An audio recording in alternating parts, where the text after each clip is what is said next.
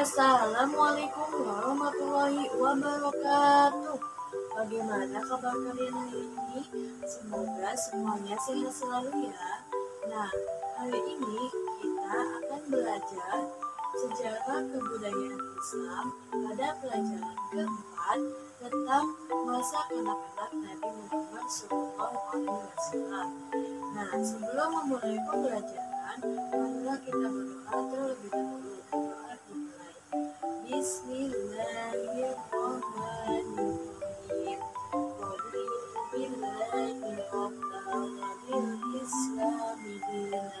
Wabi Muhammadin nabiyyan wa rasulah.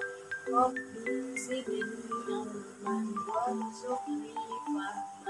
Amin. Nah, sekarang silakan disimak videonya ya. Pertama, kelahiran Nabi Muhammad SAW. Nabi Muhammad lahir di Mekah pada hari Senin 12 Rabiul Awal tahun Gajah, bertepatan dengan tanggal 20 April sekitar tahun 570 sampai 571 Masehi.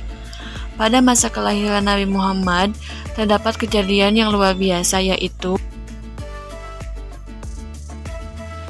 peristiwa pasukan bergajah. Serombongan pasukan gajah yang dipimpin oleh Raja Abraha, gubernur kerajaan Habsyi di Yaman, hendak menghancurkan Ka'bah karena negeri Mekah semakin ramai dan bangsa Quraisy semakin terhormat dan setiap tahunnya selalu padat umat manusia untuk haji.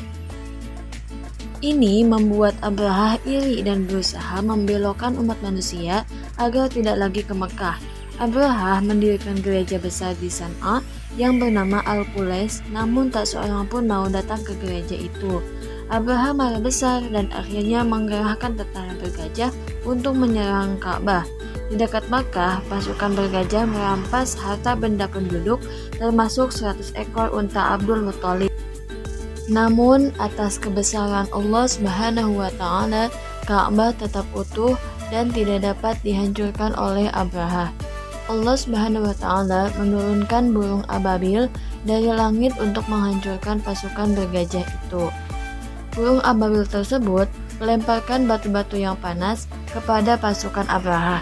Seketika itu pula pasukan Abraha hancur dan Ka'bah pun selamat. Yang kedua yaitu ada peristiwa di Kisra.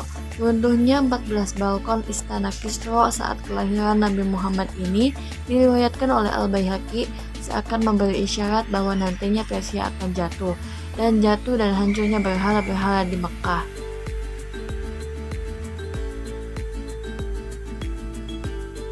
Selanjutnya ada pengasuhan awal Nabi Muhammad SAW. Di antara kebiasaan orang-orang Arab kota Mekah adalah menyusukan dan menitipkan bayi-bayi mereka kepada wanita Badiah atau dusun di padang Mesir. Demikian halnya Nabi Muhammad SAW. Setelah dilahirkan oleh ibunya, beliau disusui oleh seorang wanita Badiah yang bernama Halimatus Sa'diyah dari Bani Sa'ad kabilah Hawazin yang tempat tinggalnya tidak jauh dari kota Mekah. Di kampung Bani Sa'ad inilah Nabi Muhammad diasuh dan dibesarkan. Halimah As-Sa'diyah merupakan perempuan desa yang desanya pada waktu itu dilanda kekeringan. Saat desanya kekusutan itulah Halimah mendapatkan bayi Muhammad. Dengan kedatangan Nabi Muhammad inilah perekonomiannya membaik. Selanjutnya Nabi Muhammad SAW dalam asuhan ibunya, Aminah yang bernama lengkap Aminah binti Wahab bin Abdi Manaf bin Zuhra bin Kilab. Ketika Nabi Muhammad berusia kira-kira 6 tahun, beliau dibawa ibunya ke Madinah bersama-sama dengan Ummu Aimah. Maksud membawa Nabi ke Madinah ini bersama untuk memperkenalkan ia kepada keluarga neneknya Bani Najjar. Yang kedua untuk berziarah ke makam ayahnya yaitu Abdullah bin Abdul Muthalib bin Hashim bin Abdi Manaf bin Quraisy bin Kilab. Kemudian diperlihatkan kepadanya rumah tempat ayahnya ketika dirawat di waktu sakit sampai meninggal. Ketika akan kembali ke Mekah dan baru saja di kampung Abwa, tiba-tiba Aminah jatuh sakit sehingga meninggal dan dimakamkan di sana juga.